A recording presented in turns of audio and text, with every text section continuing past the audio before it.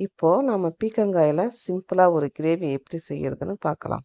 பீர்க்கங்காயை தோல் சீவி கட் பண்ணி வச்சுக்கோங்க. ஒரு பாத்திரத்தில் எண்ணெய் ஊற்றி கடுகு, உளுத்தம்பருப்பு, கருவேப்பிலை போட்டு தாளிச்சிக்கோங்க. அதில் ஒரு காஞ்ச மிளகாயும் கிள்ளி போட்டுக்கோங்க.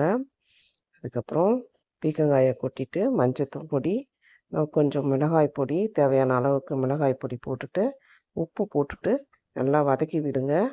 வதக்கினதுக்கு அப்புறம் கொஞ்சம் அது எண்ணெயிலே வெந்துடும். அதுக்கப்புறம் தேவையான அளவு கொஞ்சமாக தண்ணி விட்டு மூடி வச்சு வேக வச்சிடுங்க.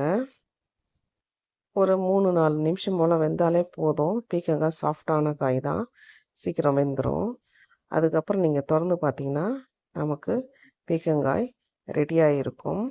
கொஞ்ச நேரம் கொதிக்க வச்சுட்டு அது எண்ணெய் கொஞ்சம் பிரிஞ்சு வர மாதிரி தெரியும். அந்த டைமில் நம்ம இறக்கி வச்சுட்டு அதில் கொத்தமல்லி தழை தூவி பரிமாற வேண்டியதுதான். பீர்க்கங்காய் கிரேவி ரெடி.